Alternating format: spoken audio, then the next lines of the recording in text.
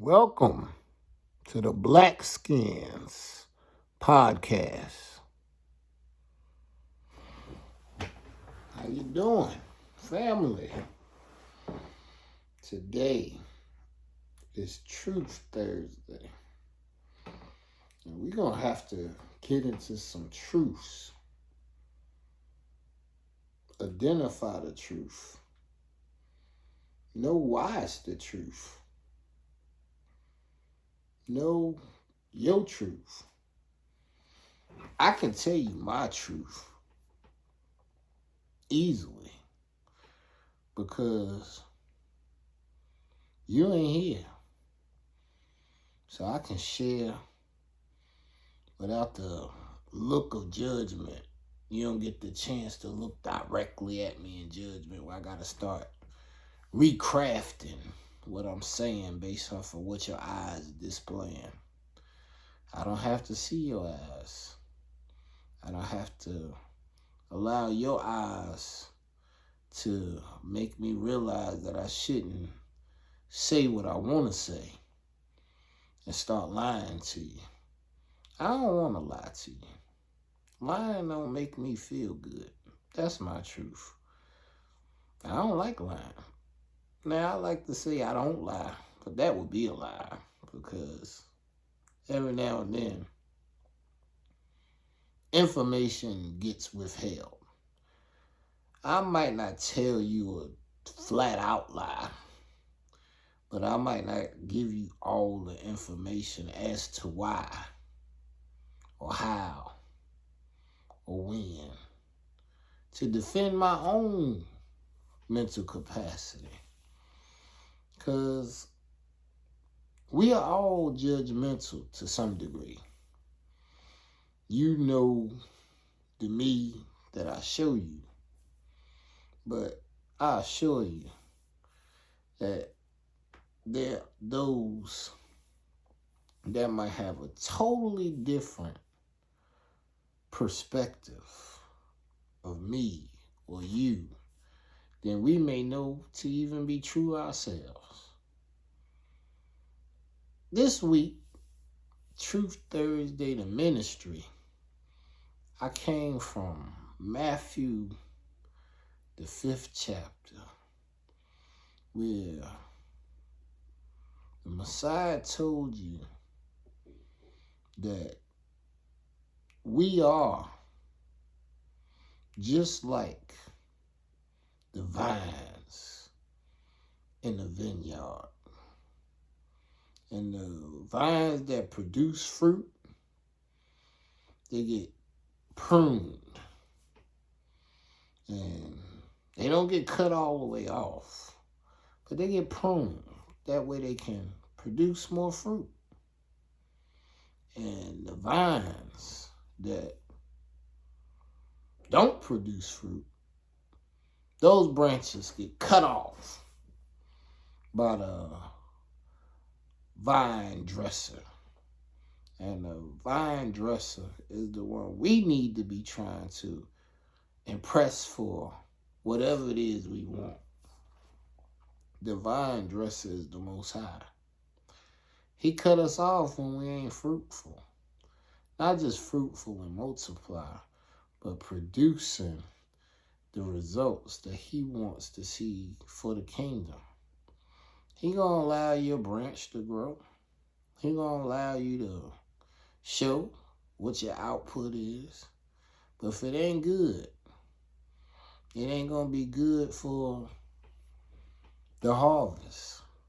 So you gotta get cut off if you ain't producing what the Creator has instructed you to produce. It's one thing to pray and ask for things on a regular basis. And it told you in that specific scripture, Matthew 5, like, if you abide in me, I will abide in you. And then it keep going down. And then it say, for those that abide in me, all you have to do is ask what you will, and it shall be done. Whoa, what a revealing thing there. So I know that I abide in the Creator. I reverence Him. The most delightful thing that I think, most amazing thing, my truth, when I read the word, like, what is the convincing factor? What is the most fascinating aspect of the gospel to me that makes me want to hang my hat on ministry? What about the gospel is so fascinating to me? What is the teaching or the concept, the single concept that makes you just stand in awe of it? I'm going to tell you my thought. The Messiah walking on water was pretty extraordinary. I like that. The idea of wormwood in Revelations, very awesome. The rapture, even more of a fascinating thought. David and Goliath's brothers. So Goliath was not the only giant. That's fascinating. But all those things really make me feel good. But it's one thing understood that makes all of it come together for me in the highest capacity. And that's when the Creator said, just what I was talking about earlier, that if you abide in me, I will abide in you. Other verses and other passages says that if you are going towards righteousness and you actually true to it and you reverence the Most High and you follow His word, that He would see fit that He would dwell in you. Now that, you gotta really think about that. Not that He will, from afar, from the other side of the galaxy, say, listen to your prayers and be like, I hear them, bless Him, boom, boom, boom. You know, no. He said that He gonna get you to a point where He's so happy with how you going about doing what you're doing that He gonna reside in you. He gonna live in you. In you. Not on you. He ain't on your shoulder on one side and the adversary on the other side. They whispering in both of your ears. No, that ain't what it said. He said that He would reside in you, inside, on the inside, shining out, man.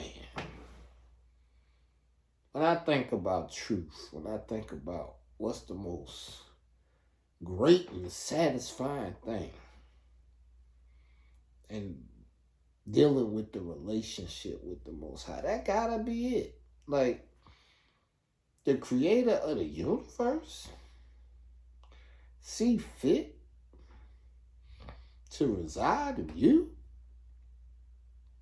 to reside in me, and I know I definitely ain't worthy of it, but I can feel His presence. I remember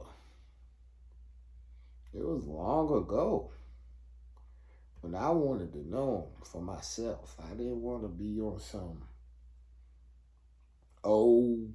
my mama done praised Him, my grandmother done praised Him, other people done prayed for me.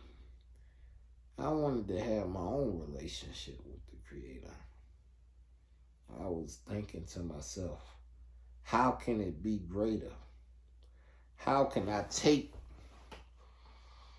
all of the frustrations that I've had in my life, turmoil, things that I thought was negative, but it was just growing pains. We must have some pains in order to receive the gains. So the truth of going through only to find out the significance of why we have to be appreciative of everything. Because everything brings forth greater understanding. And it's our experiences that give us the greatest gift of wisdom. Because if you ain't never went through nothing, you're not going to be able to witness anything to anybody else. You'll never be able to consult and help others get a better result. Because you have no experience if you haven't been through it. The truth is every person on this earth gonna find times when they need, period. You may need a helping hand. You may need a shoulder to cry on. You may need a financial loan. You may need somebody just an open ear to hear what you got to say. You might need somebody that can direct you to pray. You might need somebody to love you and show you attention.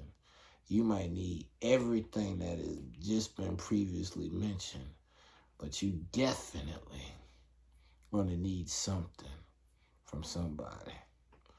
Sovereignty is great. You can have everything you need to live out your life indefinitely.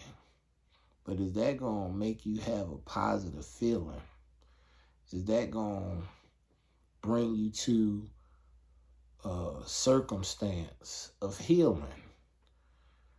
Unveiling all the things that you closed up in your mind. Trying to find pleasure. But you got to be able to know the measure of things. Of the things that you went through. Why you went through them. And regardless of how bad an experience has been, what shall be is the fact that you will remember something from that experience that gave you strength. And that newfound strength is what's going to be needed on the future battleground. And you surrounded by negativity. And you need to hold on to one positive thought. It had been brought and fought out. And what previously you thought was a hardship, that hardship now then gave you a clue of what to do when things get unrathered, unfashionable. Unconditional love don't always exist. We can't risk thinking that people gonna always do what you hope they're gonna do. Chances are you're gonna be disappointed by man or woman. It's just how it works. That's the truth. The real truth is the Messiah is the only one you can rely on. And even the Messiah ain't gonna answer every call that you make. Ain't gonna listen to all of your foolishness. Why? Why should he listen to all your foolishness? Ask what you will. And for me to heal, I had to learn what to ask. What to ask. I realized that what I was asking for, Ask what you will. Maybe I had to come to a conclusion that what I will won't be even the best thing for me. Like, how is it that we have will, but we ain't even got enough intellect to know that the will of ours don't mean too much if we out of touch with the will of YAHReal. So what I do is I like to pray and ask, and he don't even care about what I want, but he know what's best for me. That's the reverence that I give him. I say, for sure, you know more about the outcome of things. Like, I could be asking for A, and A will only take me to F, which would be a fail. But he know that if he gave me what he wanted to give me, he know what he can give me that'll take me from A to Z, where I can be complete, where I can meet the requirements of my desires and also fulfill the requirements of his will. And the standard is righteousness. That's the truth that they don't like to tell us. Or they like to make us want to rebel. Like, sin is swell, and ignorance of it all is bliss. And your fist can box the Most High. That's what they want you to think. Just foolishness. Foolishness. People do their best to raise their children. But eventually, every child believes they've grown to be able to make their own decisions. And their initial decisions, when they first start making decisions for themselves, are typically bad decisions. And we gotta just hope and pray that when they say that they are ready to start making their own decisions, that the Creator shield and protect them from making decisions that's too bad, where they can't get out of the trouble they get themselves into. I want to be able to defend you if you want to mind. So I hope that you have in mind that even though what I'm saying to you might not make you feel the best, I'm only saying things to you that allow you to be blessed and not put yourself in a lesser situation that depletes your resources, that takes away your gains, that limits your possibility of accomplishments. Because now you have to go about getting accomplishments, but have to jump over the hurdle of proving yourself worthy when you was already worthy from the beginning. But when you go out and start sinning overwhelmingly, then your sin becomes a record, and they record it and say, this is who this person is. And they have some type of negative connotation, some type of criminal background that they want to associate with you. And then you can't get to the blessings that the Creator had for you, because now you have to deal with the foolishness that they want to put on you for a mistake that you made, that you cannot evade, because they want to make sure that they get paid. And all charges are charges that you're going to have to pay for, whether it's through your time, and most likely it's going to be through your resources economically. They want your dollars. The truth that before they even had printed money, you always had coin. You always collected the gold. You always knew how to get a hold of the silver. You always had the rubies. You always had the cattle. You always had the land. You always had the food, the shelter, and the clothing before anybody ever put their face on the greenback. You had all of that. Now, how is it today, on this Truth Thursday, you need to have money Monday, you need to have royalty Tuesday, you need to have wisdom Wednesday.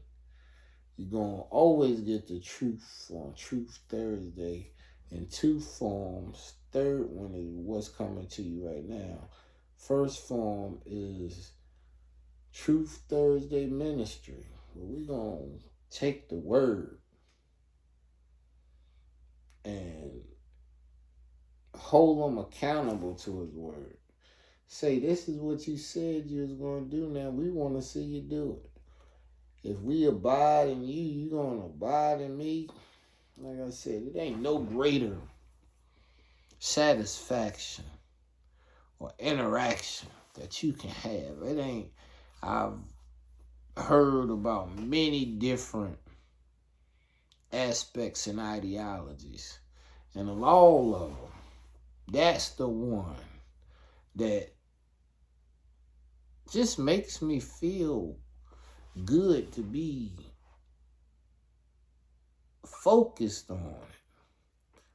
Good that you can grow to a point where the master of the universe see you as fit to be his dwelling place. Yeah, to me, that's the greatest of all truths. He rose again and up. Like I said, the greatest of the truths is that you abide in him, he will abide in you. He will reside in you. Reverence him. Know who in control. And he'll save your soul. Your soul, thing you can't even see. Inside of me, my spirit. I hear it talking. There's a spirit to see you walking in the wrong direction and tell you, hold on, don't go over there. That's discretion. The internal blessing. So on this Truth Thursday, we have to analyze. To get wise, we have to go and reflect and connect with the lies that we told ourselves and fix them. I had to do that this week because many times I would speak and tell you that when things are repositioned, when we're able to use our authority again, that I don't want to participate with others outside of the immediate family. And that was something that I really needed to continue to present so I could recognize the need and the desire to repent from that form of thinking. Because when I thought about it, yes, it was a lot of stress, a lot of days when I didn't feel blessed, a lot of days when I definitely didn't feel my best, days when I had to do things that was definitely getting down for my crown.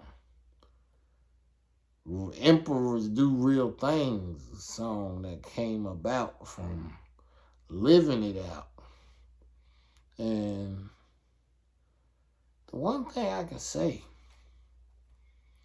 Yes, there was some negative outcomes, but there was some good days. And beyond good days, there was some blessed, ordained, good people that I got the chance to be involved with on the journey.